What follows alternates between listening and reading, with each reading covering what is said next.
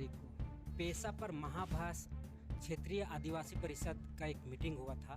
उसमें कुछ लोगों का जो पेशा एक्ट का समर्थन कर रहे हैं या नहीं कर रहे हैं, उनके ऊपर पर्सनल अटैक किया गया था, उनको अपमानित किया गया था।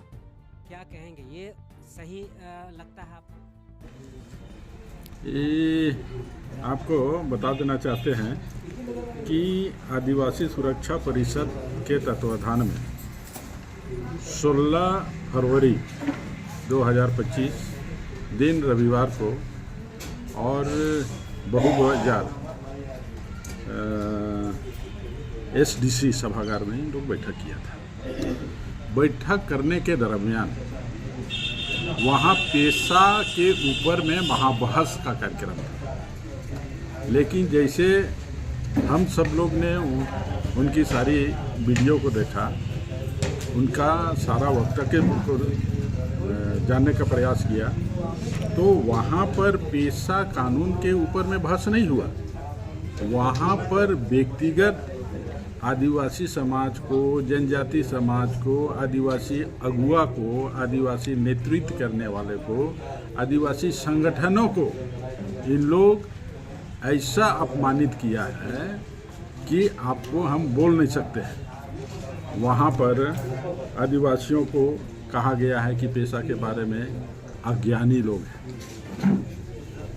भाई साहब, अगर मान ले ठीक है, सब लोग तो नहीं जानते हैं, लेकिन जो लोग काम कर रहे हैं समाज में कई सालों से, कई दशकों से काम कर रहे हैं, तो ऐसे लोगों को अज्ञानी कहना और अपने को ज्ञानी कहना, तो ये तो सरासर गलत है।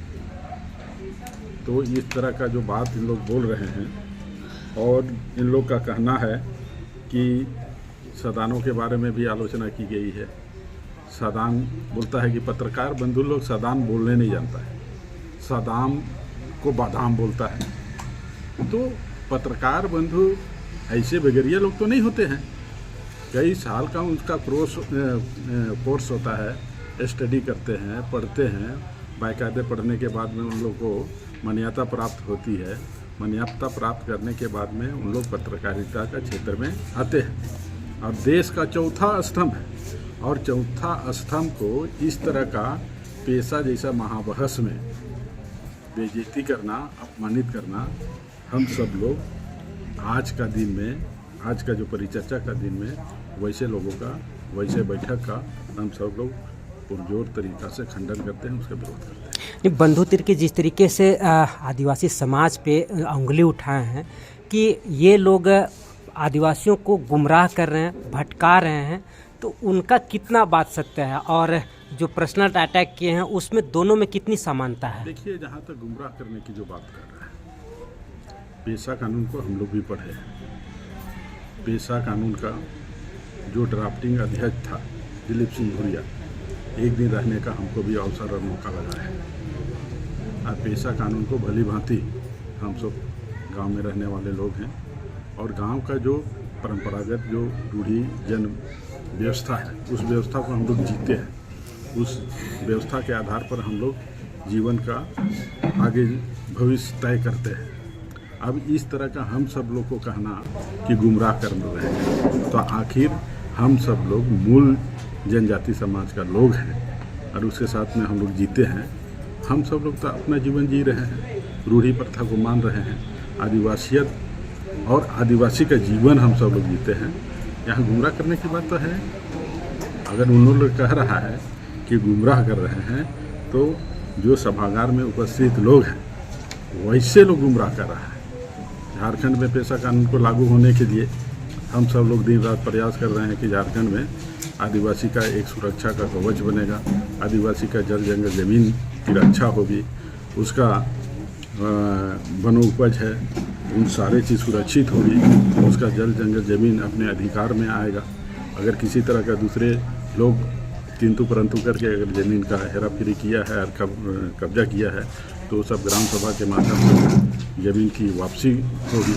तो गुमराह करने के लिए हम लोग नहीं, उन लोग बार बार इस विषय को लेकर के कभी कोर्ट में जाते हैं, कभी सुप्रीम कोर्ट जाते हैं, और इसको पेशा कानून को लटकाने का काम उन लोग ने किया है और लोगों को गुमराह करने का ये लोग योजनाबद्ध तरीका से षड्यंत्र कर रहे हैं। 1996 पेशा एक्ट आप भी लागू करना चाहते हैं, वो लोग भी जो विरोध कर रहे हैं वो लोग भी कानून लागू करना चाहते हैं, तो आखिर समस्या कहाँ पे आ रही है? कहीं समस्या नहीं है, ये केंद्र का कानून है, लोकसभा और राज्यसभा से पारित हुआ ये केंद्रीय कानून है, सरकार का गजट है, 2 पेज का कानून बनी हुई है। हम तो लोग तो चाह रहे हैं कि 2 पेज का जो कानून है उस कानून के आधार पर झारखंड में एक नियमावली बने, रूढ़ी जनविधि को आधार मानते हुए उसका संस्कृति का संरक्षण हो, उसका धर्म का संरक्षण हो, उसका जल जंगल जमीन की सुरक्षा हो।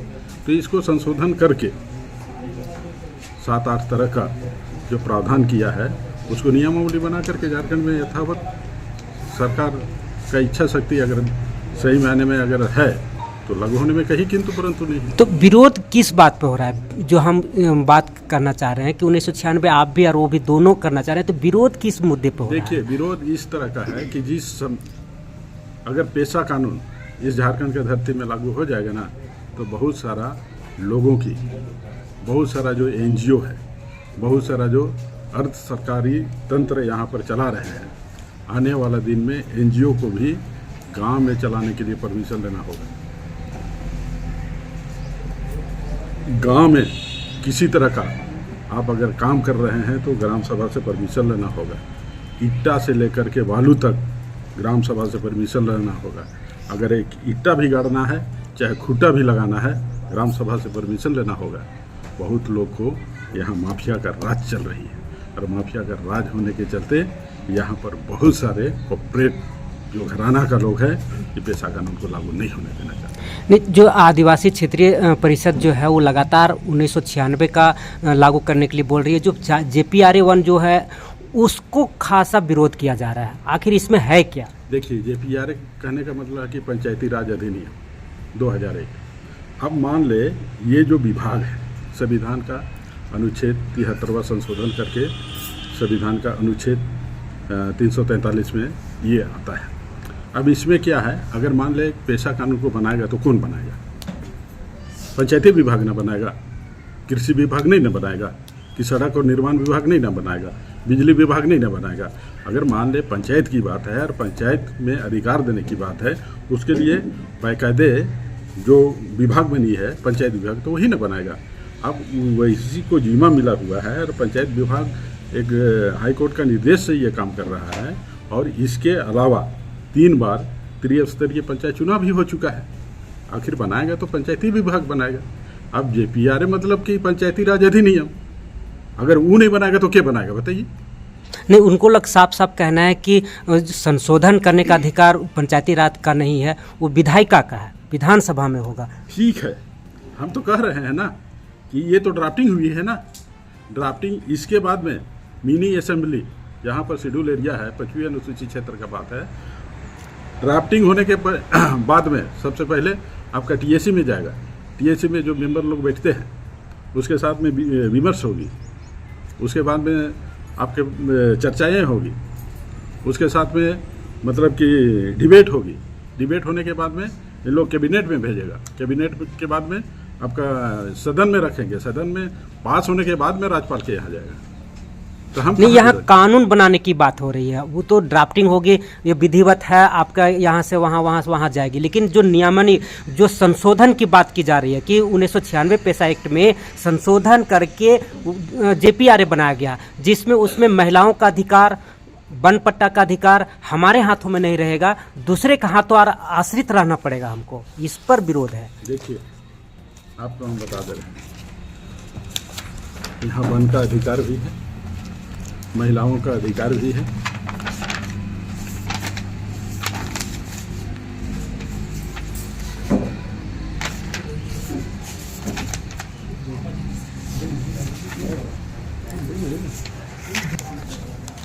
ठीक ना?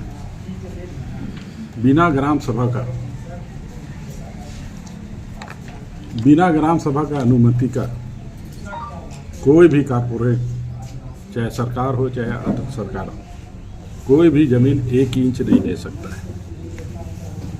ये कानून बनी।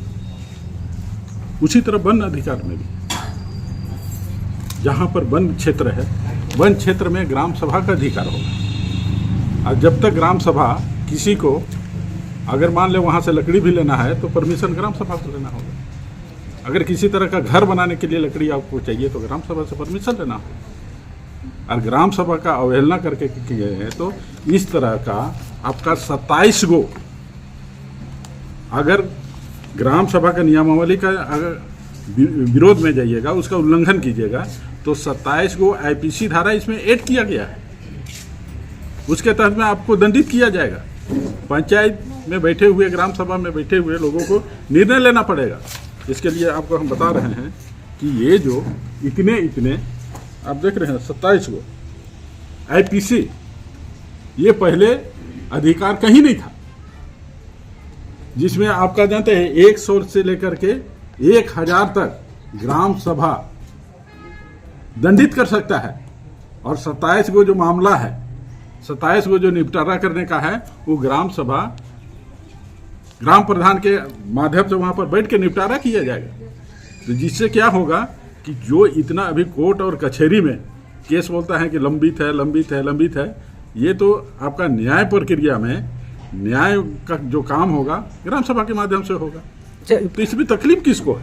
नहीं, हमारा एक लास्ट सवाल होगा आपसे कि ये सारे व्यवस्था जो ड्राफ्टिंग है वो सही आपकी तरफ से है, और अगर सही है तो विरोधी क्यों विरोध कर रहे हैं? क्या चाहते हैं? उनको लटकाना चाहते हैं? पेशा कानून को लागू नहीं होने देना चाहते हैं? देखिए, अगर पेशा कानून 1996 अगर लागू हो जाता है तो इसमें तभी हम बोल रहे हैं कि बहुत सारा जो एनजीओ है, एनजीओ को तो बोरा बिस्तरा मोटरी बांधना होगा।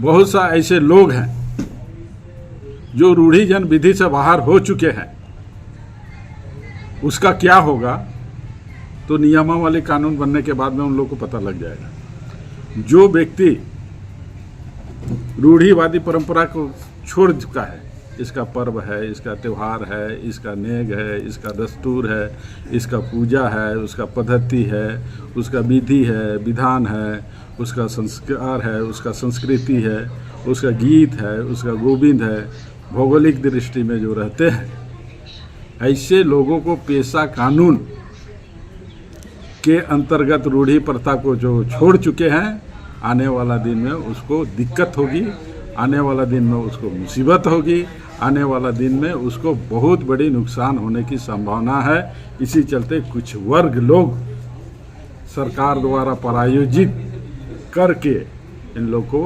लगाया गया है और पेशा कानून को लागू नहीं होने देने का ये कर रहे हैं। अगर ठीक है, ये बात हम मानते हैं, अगर मान लो वो अगर विरोध कर रहा है, ठीक है, विरोध कर रहा है, तो वो विरोध करने का मेन व्यू पॉइंट क्या है, उसको तो देखना होगा ना कि आखिर ये विरोध क्यों कर रहा है। उसके लिए जुडिशरी है, महाधिवक्ता है, एटॉर्नी जनरल है, ज्ञानी लोग हैं। अगर उस तरह का बात होता है तो देखा जाए, और नहीं देखा जाएगा तो फिर आगे बढ़ा जाए। तो सरकार को तुरंत इसमें त्वरित कार्रवाई करते हुए पेशा कानून को लागू कर दिया जाए। परिचय दीजिए। संदीप पुराण सुरक्षा।